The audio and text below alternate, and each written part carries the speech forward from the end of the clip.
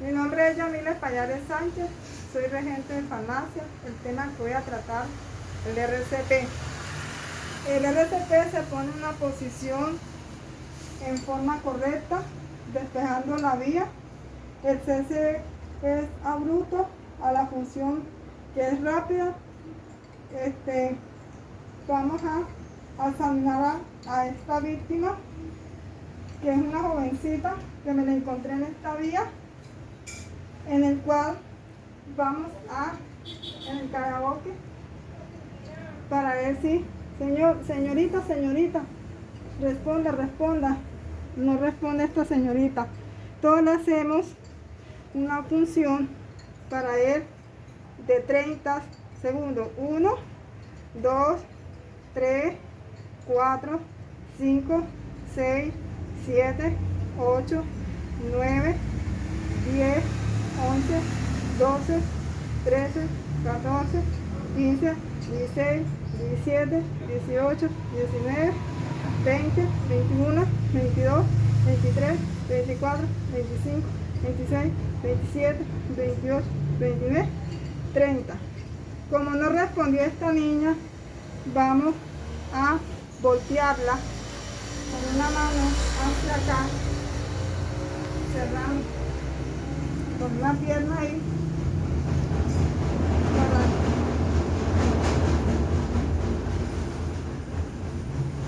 para que esta niña, esperando que la ambulancia se la pueda llevar.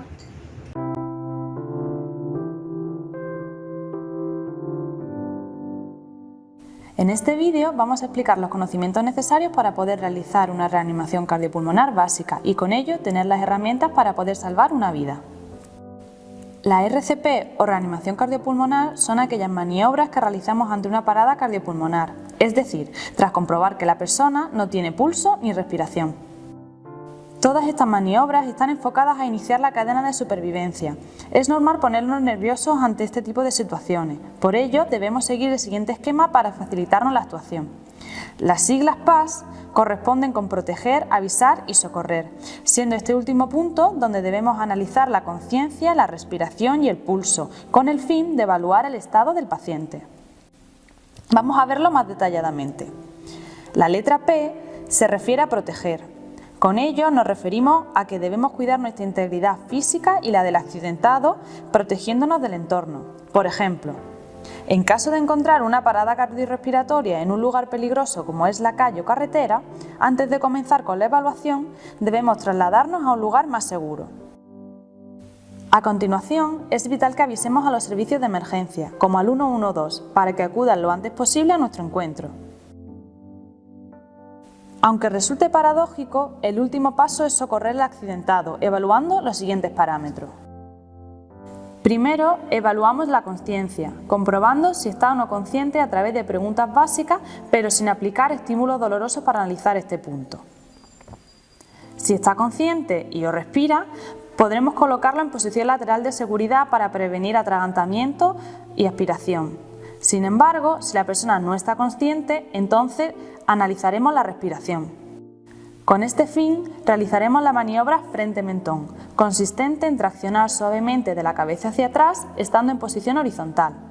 A continuación, nos acercaremos a la cara del accidentado mientras orientamos nuestra cabeza hacia el tórax de este. Con ello conseguiremos en un movimiento ver, oír y sentir la respiración, además de facilitar la entrada y salida de aire. Seguidamente, si no hay indicios de respiración espontánea, estudiaremos el pulso a través de la medición de este en las principales arterias. La más común y de fácil localización es la carótida y la tomaremos con los dedos índice y corazón, jamás con el pulgar, ya que tiene pulso propio. En niños y personas obesas, donde está más difícil acceder a la carótida, podemos tomarle la arteria humeral, que se encuentra en el brazo. La importancia de evaluar estos parámetros en este orden concreto radica en que el primer eslabón implica que el resto de actividades están correctas. Es decir, si una persona está consciente, implica que tiene respiración y pulso, y así sucesivamente. En caso de evaluar al accidentado y comprobar que efectivamente se encuentra en parada cardiorrespiratoria, tendremos que dar comienzo a la reanimación cardiopulmonar a través de la siguiente maniobra. Tras colocar a la persona en posición horizontal, nos pondremos de rodillas junto a ella, descubriendo su tórax. Tendremos que quitarle o cortarle toda aquella ropa que nos dificulte la realización de las maniobras. Luego pondremos la base de nuestra mano dominante en el centro del pecho, un par de dedos por debajo de la línea media intermamilar, entrelazando la otra mano sobre esta. Estiraremos los brazos firmemente y colocaremos los hombros perpendiculares al punto de masaje. Mantendremos la espalda recta durante todo el proceso. A continuación, ejerceremos presión dejando caer los hombros y parte de nuestro peso sobre nuestros brazos. Deberemos comprimir de forma fuerte y rápida, con una profundidad de unos 5 centímetros y a 100 compresiones por minuto. Entre compresión y compresión nos alejaremos levemente para dejar que el tórax se expanda. De esta forma facilitaremos la impulsión de sangre fuera del corazón simulando su funcionamiento natural. Tras la realización de las compresiones procederemos a realizar las ventilaciones. Para ello haremos la maniobra frente-mentón, tapando la nariz del accidentado y sellaremos los labios de este con los nuestros de forma de que no se produzcan fugas de aire. A la vez que esto, observaremos si el tórax se expande correctamente. Para realizar correctamente la actuación, deberemos intercalar las maniobras de compresión con las de ventilación, siguiendo el esquema de 30 compresiones y 2 ventilaciones en adultos y 15 compresiones y 2 ventilaciones en niños. La técnica ventilatoria es de difícil ejecución, por lo que si no estamos entrenados en ella, es mejor que solo realicemos las compresiones y no perdamos tiempo en la otra técnica. Independientemente del procedimiento que utilicemos, tendremos que evaluar el estado del accidentado cada 2 minutos, comprobando conciencia, respiración y pulso. Lo ideal es que las maniobras las lleve a cabo mínimo 2 personas para poder relevarse cada 2 minutos o cuando se agoten. Aparte de saber lo que tenemos que hacer, es importante conocer qué errores no debemos cometer. Por ejemplo, no debemos tardar más de 10 segundos en decidir si la persona respira o tiene pulso para iniciar la maniobra. Tampoco deberemos presionar sobre el abdomen o la parte final del tórax. Como hemos comentado, en caso de no conocer la técnica de ventilación, no deberemos de darla. Es importante dejar expandir el tórax, así que no podremos ejercer presión durante las compresiones. Y finalmente, no abandonaremos jamás a la persona hasta que lleguen los servicios de emergencia. Para terminar, vamos a indicar cuándo debe cesar la realización de estas maniobras. Pararemos cuando la persona recupere espontáneamente la respiración y la circulación y la colocaremos en posición lateral de seguridad, cuando lleguen los servicios de emergencia. O finalmente, cuando se llegue a un estado de agotamiento por parte del reanimador.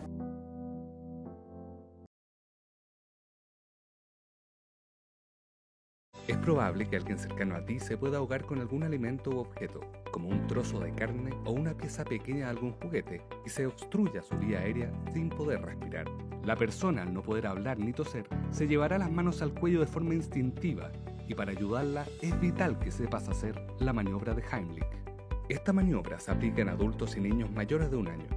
¿Qué hacer? Pregunta, ¿te estás ahogando? Si la persona asiente, párate atrás, abrázala alrededor de la cintura, haz un puño con una de tus manos y envuélvela con la otra. Colócalas en el abdomen, entre las costillas y el ombligo.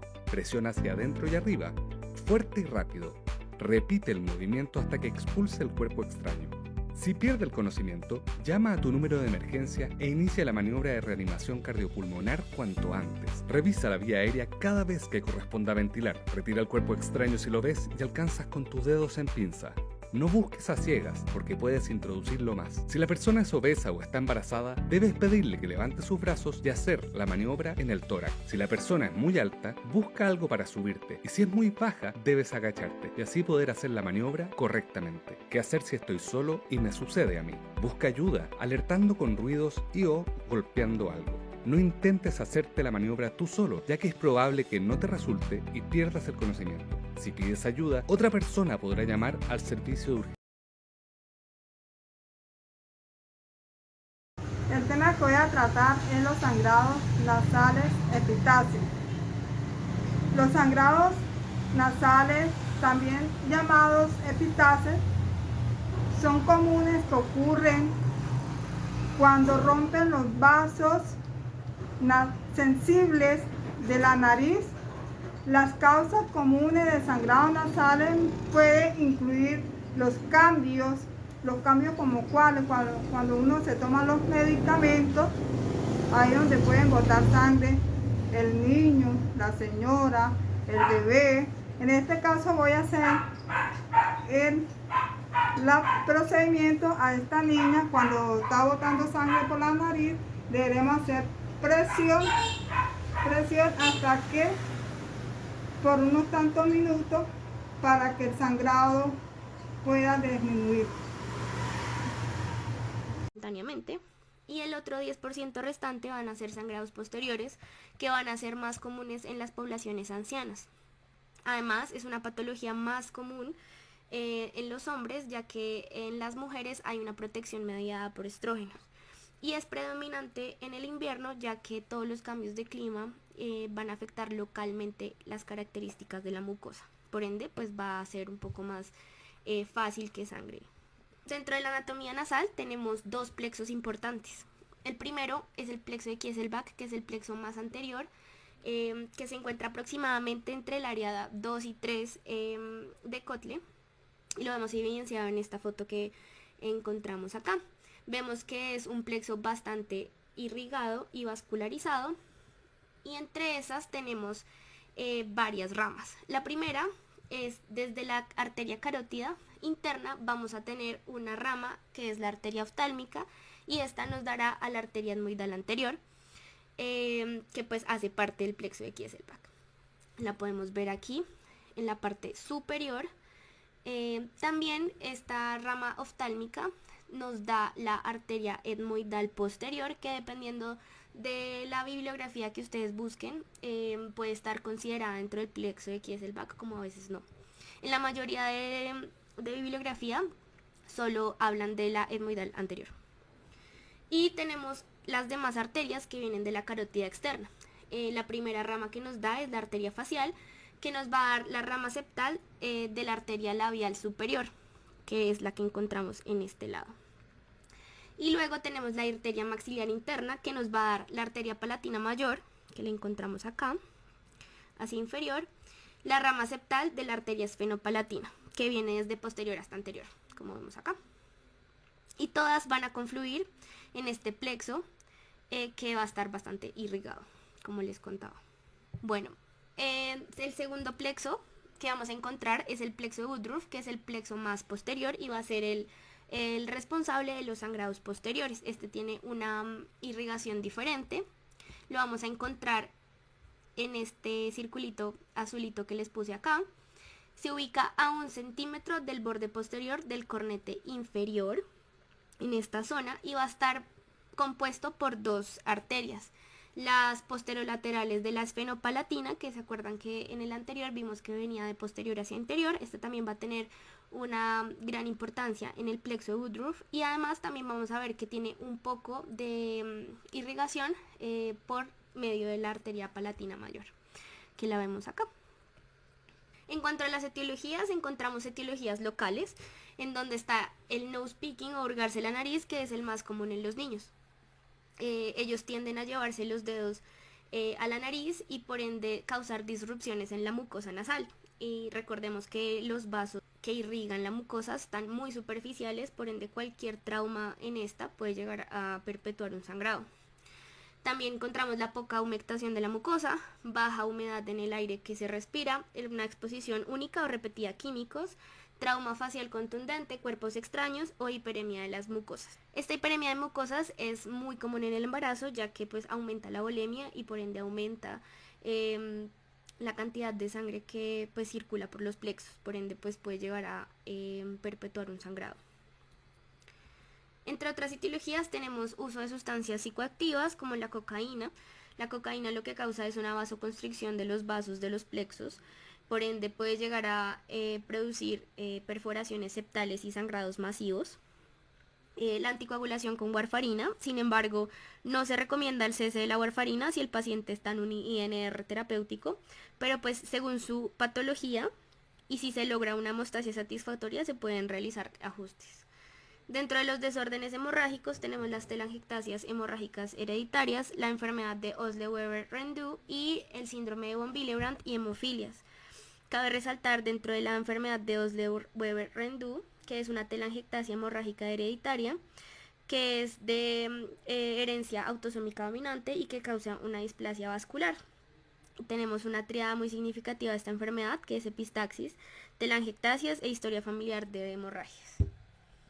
Dentro de las condiciones vasculares tenemos las aneurismas de las arterias posteriores, que pueden llevar a una hemorragia posterior recurrente o masiva, y dentro de las neoplasias tenemos el carcinoma escamocelular, el carcinoma adenoide quístico, el melanoma, el papiloma invertido, el cáncer nasofaríngeo, que es más común en Asia, y el nasoangiofibroma juvenil, que cabe resaltar dentro de esta patología, que es un tumor nasofaríngeo benigno, que es muy vascularizado y que es de presentación casi exclusiva en adolescentes masculinos.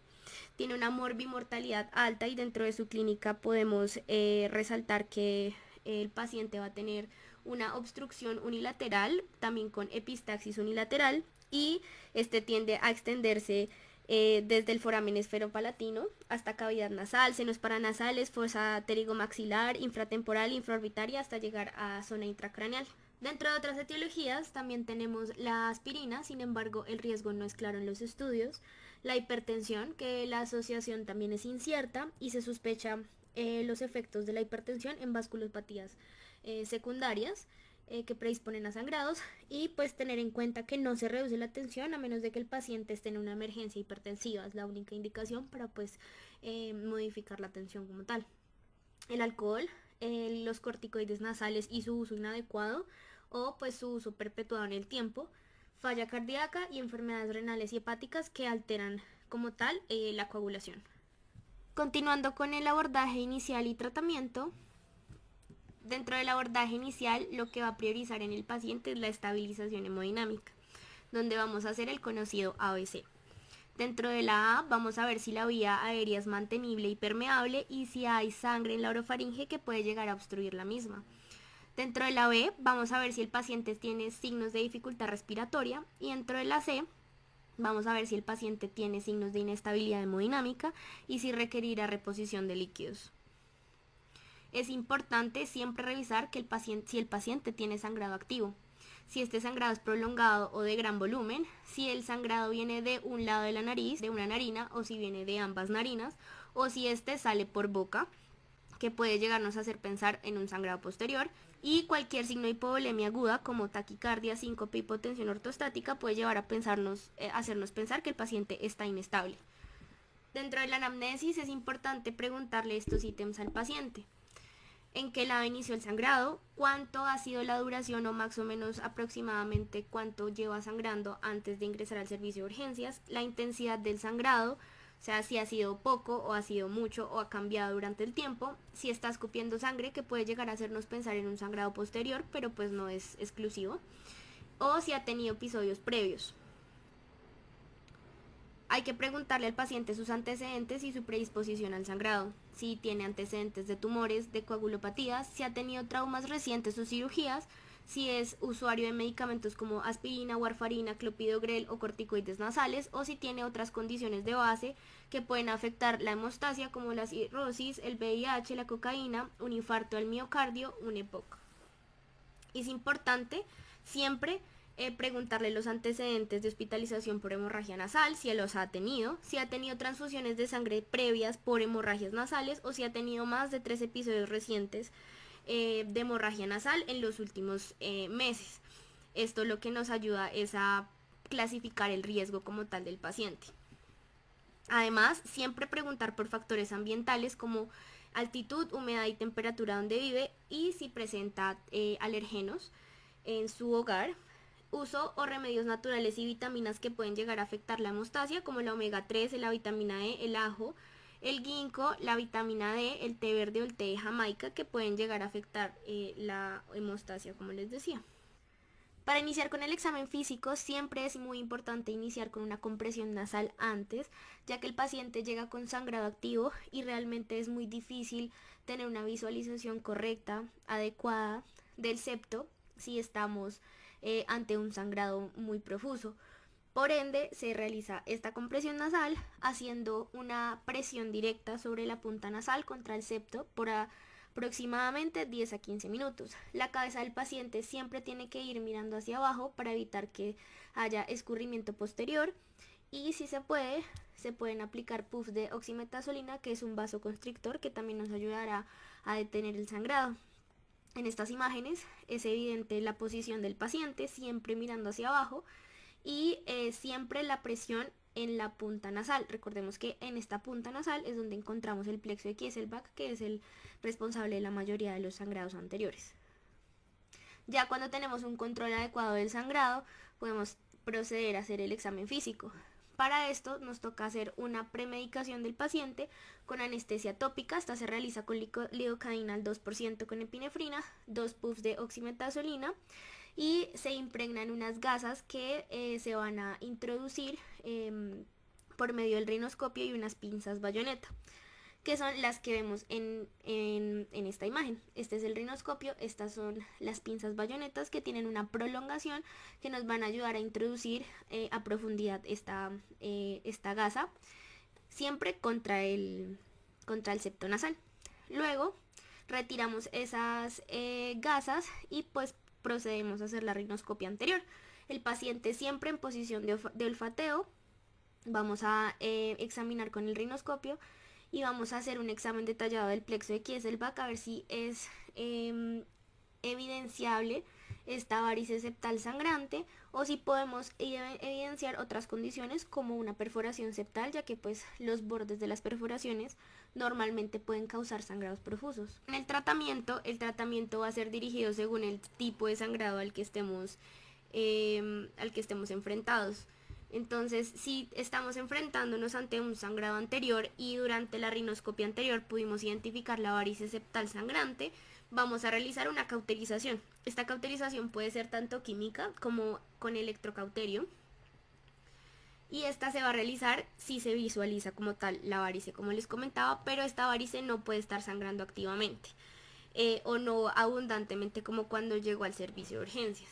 Si se va a realizar con cauterización química, se hace con barras de nitrato de plata, que son estas que podemos ver en esta imagen, al 75%, y se tiene que pues premedicar al paciente, se tiene que poner anestesia local tópica, ya que es un procedimiento doloroso para el paciente, y se hace fuerza, presión en el área con estos aplicadores por lo menos unos 10 segundos. Lo que va a causar es que se dé este precipitado que vemos en esta imagen. Aquí pues podemos ver la varice septal dilatada, no sangrante en ese momento, y aplicamos la presión y vamos a evidenciar como tal este precipitado. Luego de que se espera el precipitado, lo que vamos a realizar es un cubrimiento con un antibiótico tópico. Normalmente se pone Surgicel, y en esta recomendación que vemos en pantalla, la guía colombiana de otorrinolaringología nos dice que no hay diferencia entre usar el electrocauterio y la cauterización química, por ende podemos utilizar la que esté disponible en el servicio de urgencias o en la consulta donde estemos atendiendo al paciente. La otra manera de nosotros abordar un sangrado anterior es cuando no identificamos como tal una varice septal sangrante, o cuando el paciente continúa sangrando y no ha sido posible como tal detener este sangrado. La primera manera que vamos a ver es por medio de un merocel, que es un polímero de espuma sintético que previene la infección por Staphylococcus aureus. Como nos damos cuenta, es una barra de espuma plana que se impregna de un ungüento antibiótico, y esta se va a ingresar por las fosas nasales del paciente, pues la fosa que esté sangrando, vertical al septo nasal, y siguiendo todo el piso de la nariz como tal. Se deja una pequeña porción por fuera, y pues es importante decirle al paciente que va a ser un poco incómodo. Luego de esto vamos a expandirlo con 10 cc de solución salina, y luego se deja en observación al paciente de 2 a 4 horas. Es muy importante siempre revisar la orofaringe y identificar si hay sangrado posterior o no con un escurrimiento posterior. Si no hay, pues podemos estar seguros de que no hay resangrado. Y se retira a las 48 horas. Se da egreso con antibiótico oral y con analgesia al paciente. Normalmente se deja en cubrimiento con amoxiclavulanato o con cefalosporinas de segunda generación o quinolonas, dependiendo de lo que esté disponible en nuestro servicio de urgencias. También el sangrado anterior se puede realizar con mechas. Estas mechas están impregnadas con antibiótico o con vaselina, dependiendo de lo que tengamos disponible, y vamos a ingresarlas por la cavidad nasal, siguiendo el piso de la cavidad nasal, con unas pinzas bayoneta, aproximadamente ingresando las 7 centímetros en forma de acordeón en capas, y al final, al terminar de realizar el acordeón, vamos a dejar una cola de 10 centímetros. Como vemos en el video, vamos a ingresarla con las pinzas bayoneta hasta obtener un empaquetamiento adecuado. Sea antibiótico oral con cubrimiento para estafilococo y analgesia, el mismo cubrimiento que se deja para el merocel. Se retira de 48 a 72 horas. En cuanto al uso de ácido tranexámico, no se ha comprobado como tal la efectividad de aplicación tópica, por ende no se recomienda su uso rutinario. Listo, continuando con los sangrados posteriores, aquí lo más importante es identificar que estamos ante un sangrado posterior o una sospecha de un sangrado posterior. ¿Qué es lo que tenemos que hacer? Siempre que realicemos un taponamiento anterior, tenemos que hacer revisión tanto de la otra narina como de la orofaringe, estar seguros de que no haya escurrimiento posterior y de que el sangrado se haya detenido por completo. Si por alguna razón hacemos taponamiento de una fosa nasal y hay continuidad de este sangrado, podemos realizar taponamiento del bilateral o de la siguiente fosa nasal y ver si realmente detiene o no el sangrado. Si en este caso hacemos taponamiento bilateral y seguimos viendo un escurrimiento posterior, podemos sospechar un sangrado posterior, que es el cuadrito que les puse acá, cuando se realiza un taponamiento bilateral y se continúa el sangrado. O cuando hay una evidencia de un sangrado, cuando no hay evidencia de un sangrado aparente en la rinoscopia como tal. ¿Cómo vamos a hacer el abordaje del sangrado posterior? Vamos a tomar una sonda Foley de 10 a 14 French y la vamos a ingresar por todo el piso nasal hasta llegar a la orofaringe. Cuando esté en orofaringe, nosotros vamos a inflar como tal el balón y este balón se va a retroceder hasta que quede firme en el paladar blando. Luego de esto vamos a acompañarlo de un taponamiento anterior, como lo vemos aquí. En este caso lo hicieron con mechas y se hace bilateral. Y cuando se realice todo este procedimiento, se tiene que hospitalizar al paciente, se deja antibiótico intravenoso y analgesia. Este catéter Foley es una terapia puente para un tratamiento quirúrgico ya definitivo. Continuando con las complicaciones del taponamiento, tenemos las siguientes: injuria de las mucosas por inserción y por quitar como tal las mechas, obstrucción de la vía aérea en pacientes con predisposición como SAOS o EPOC, perforación septal cuando se hace empacotamiento bilateral, una infección por aureus que puede producir una sinusitis secundaria, alteraciones en la deglución cuando se hacen posteriores, más que todo por compresión del paladar blando, y puede haber hipoxia o hipercapnia en pacientes predispuestos que puede llevar a una falla respiratoria. Realmente esto es muy raro, y lo que siempre le tenemos más miedo es al síndrome de shock tóxico, que básicamente es una alteración que va a estar acompañada por fiebre, hipotensión, hiperemia. ¿Qué es la hemorragia nasal o epistasis? La hemorragia nasal, también llamada epistasis, son comunes. Esto ocurre cuando se rompen los vasos sanguíneos sensibles de la nariz. Las causas de un sangrado nasal son los cambios estacionales, la sequedad y las lesiones. Hoy venimos a hablarles sobre la técnica para el control de hemorragia nasal, epistasis. Lo primero que debemos hacer es transmitirle tranquilidad, estar tranquilo y transmitirle tranquilidad al paciente. Lo segundo, debe sentarse y colocarse cómodo, siempre con la cabeza inclinada hacia adelante, nunca hacia atrás. Ya que el estómago no está preparado para dirigir la sangre y así se irrite la mucosa. Respirar con la boca. Tercero, no tumbarse por el mismo motivo. Cuarto, presionar la parte blanda de la nariz con el dedo índice y pulgar con fuerza así evitar que la nariz continúe sangrando y se tape el punto de sangrado de la hemorragia, se detenga. Mantener así durante 10 minutos.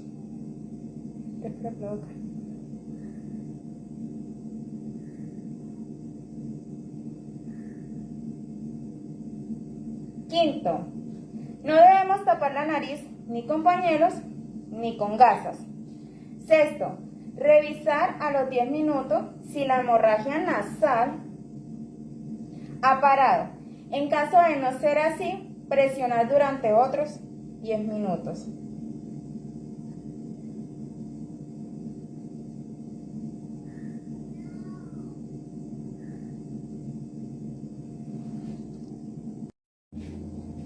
Importante, respirar con suavidad sin manipular la nariz.